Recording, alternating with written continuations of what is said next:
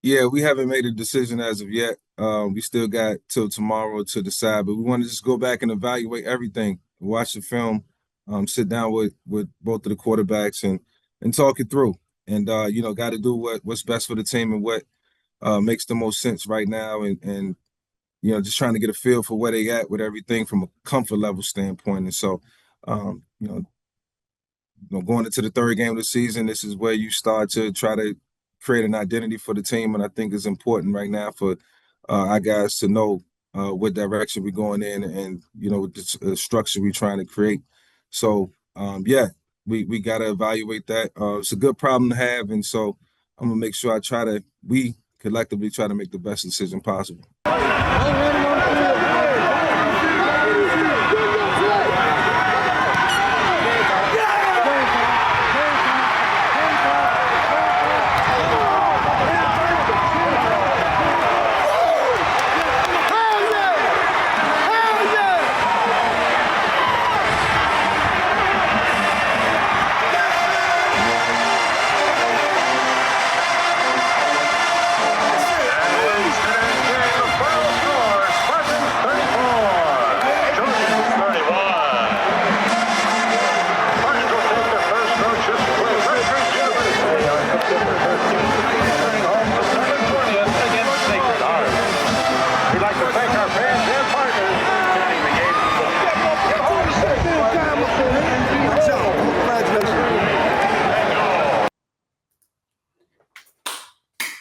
Good work.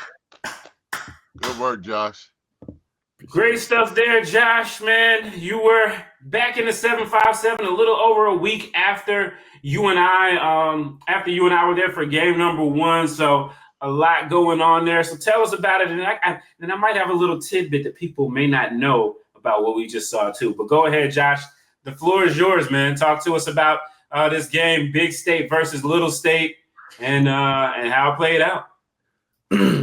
So first off, my first time ever going to a VSU NSU rivalry game, hands down one of the best rivalry games I've ever been to. Not even just because of the game, but just the fans, the student sections, the alumni. Like, it's a real deal rivalry. Like, it's a real thing. Like, I went out there, like I stated earlier, I got out there about 2:00, but I actually drove from North Carolina and drove up there that morning. So I woke up around like 8:30, 9:00, drove all the way up there to get there just in time try to get there in time to get a lot of the tailgate stuff and some footage like that. And I did a lot of talking to some fans, some alumni, just different questions, asking them things like, who is the real Big State? Like, who really does run the city of Norfolk? Because Virginia State claims that they're the Big State because Norfolk isn't really a city, or how it goes. I can't remember how it went, but Virginia State, they talked a lot of trash. Like, that rivalry is real. Like, me, I'm a North Carolina guy, so I compared it to the Aggie Eagle Classic. It's just as much. It's just as bad. It's just as much trash talk.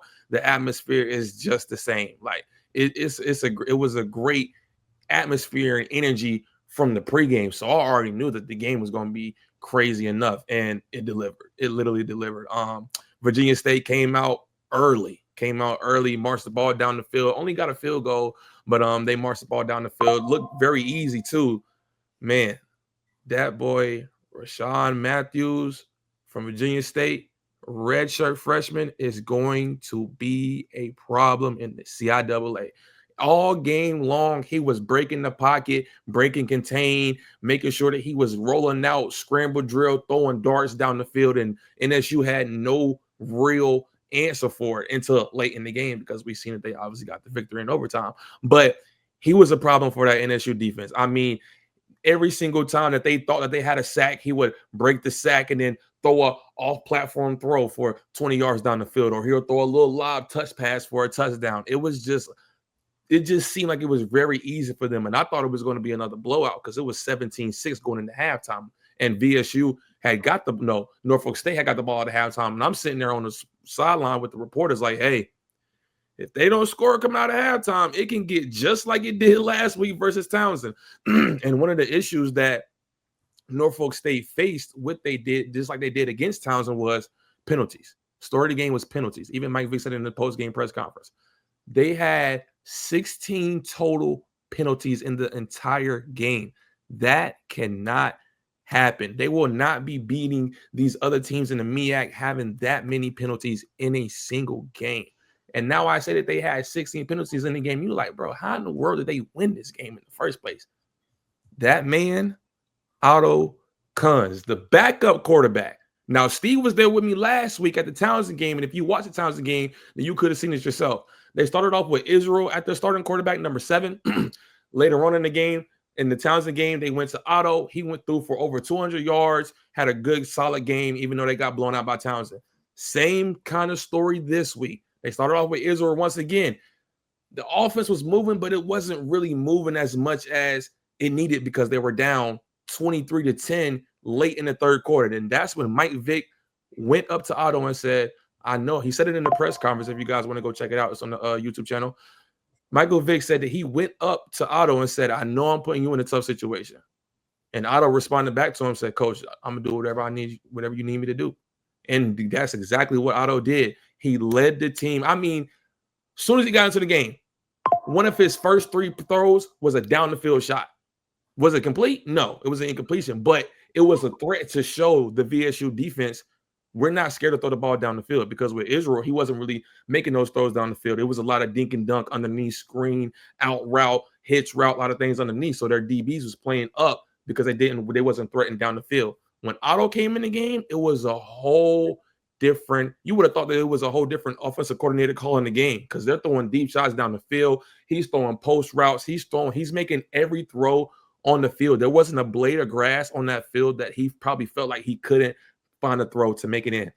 Otto led the team to come back 21 points in the fourth quarter, 170 yards, 2 touchdowns in the fourth quarter to lead them to OT to get the game-winning field goal to that you guys just seen, man. The game was crazy.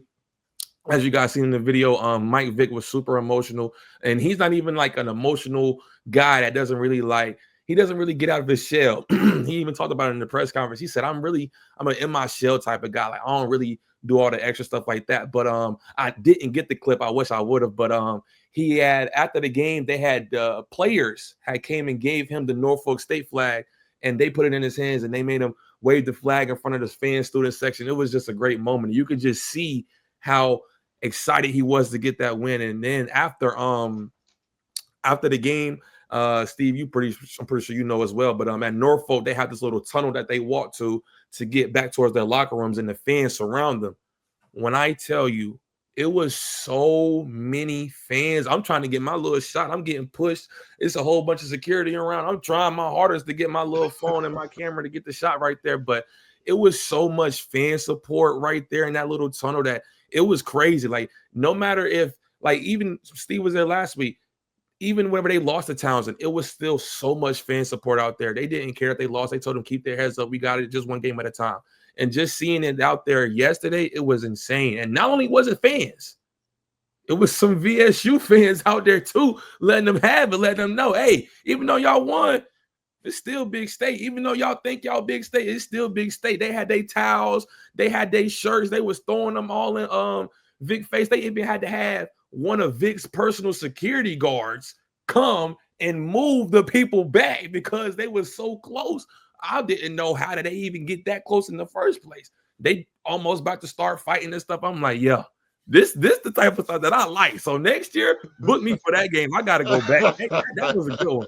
That game was a good one. It was a great game overall, totally, all in all. And yeah, it was a great game, but not even, like I said, not to take credit away from Virginia State. They have a great team. They have a great coach team as well. As you guys seen the handshake at the end, even though that they had just lost the game and he was trying to get his thoughts together, the coach of VSU was yelling at one of his players because he missed an assignment 2 plays ago. Like, he's a very good coach, and you could tell that that VSU team is going to be a team to look out for. So we can add them to the CIAA list of contenders to look out for that matchup, because that matchup with them and Virginia Union is going to be one to keep your eyes out on. That one versus them versus John C. Smith, going to be one to keep your eyes out on. And then for Norfolk, I think we kind of got a little story cooking up with this as well. But a lot of fans on the sideline, they got some quarterback conversations going on, man. They think that they got a star in the making that's sitting on the bench. And, you know, who knows how that game could have went if Otto, the man that just led your team to a historic 10-point comeback in the fourth quarter,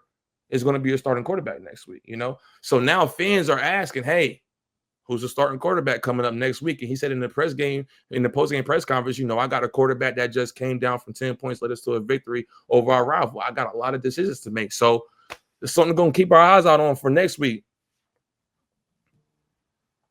Man.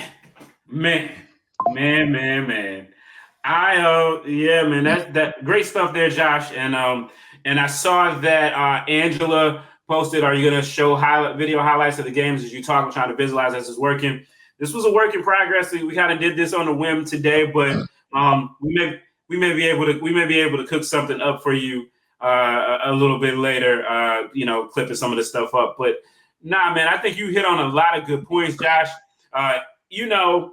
Here's the thing too. When I saw that handshake between Dr. Henry Frazier, who's the head coach over at Virginia State, former head coach at Prairie View, he led them to their first SWAC championship in forever. He set up North Carolina Central's run where they won parts of several different MEAC championships, and he's a Bowie State guy, so he got them to the championship game several times.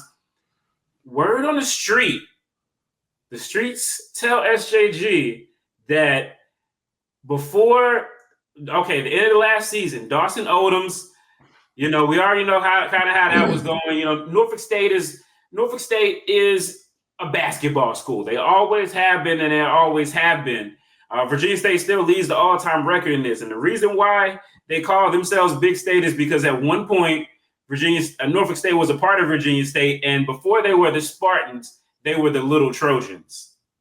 So, it's that type of history, and that kind of fuels all of that. And it is one of those rivalries that there's a lot of love and there's a lot of common ground, but it's fierce. Everybody's got a lot of pride. I love it. It reminds me a lot of A&T and Winston. That Virginia State's beaten A&T more than has beaten Norfolk State more than we've beaten A&T. So A&T still try like little growers, but it's that type of thing where people, the ties are close and everything like that. Anyway, word on the street is that when they were looking for a potential replacement for Dawson Odoms, that Dr. Henry Frazier was very close to becoming the new head coach at Norfolk State.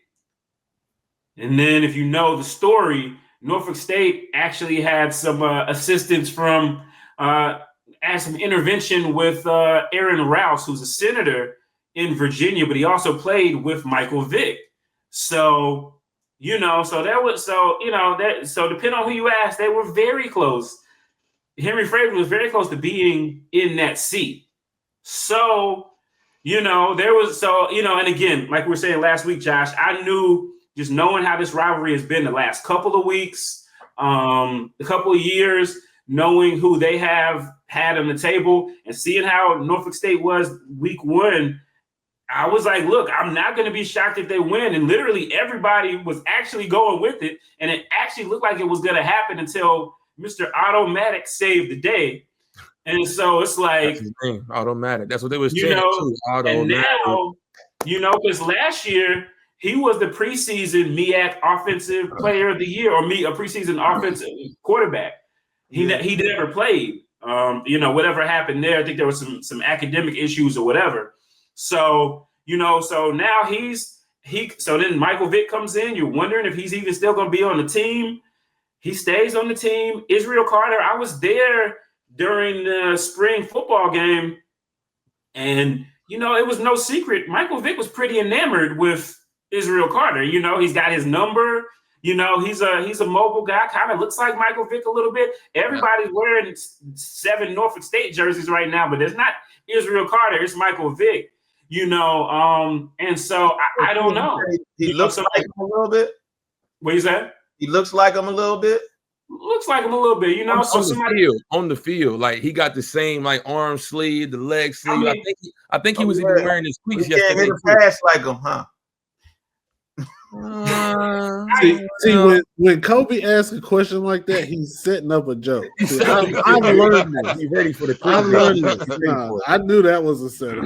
I could tell. Man. So it's definitely a situation where, again, I went to the spring game. I went to the MEAC Media Day, And there was a twinkle in Michael Vick's eye when he was talking about Israel Carter. So, you know, he obviously believes in the young man, but, you know, seeing is believing. And what we've seen the last 2 weeks is that the offense just hums better right now with Otto. So, you know, now Michael, you know, we talked about it last week, Josh, and you can tell me how it was, if it was any different this week. We talked about last week how Michael Vick he talked about jitters.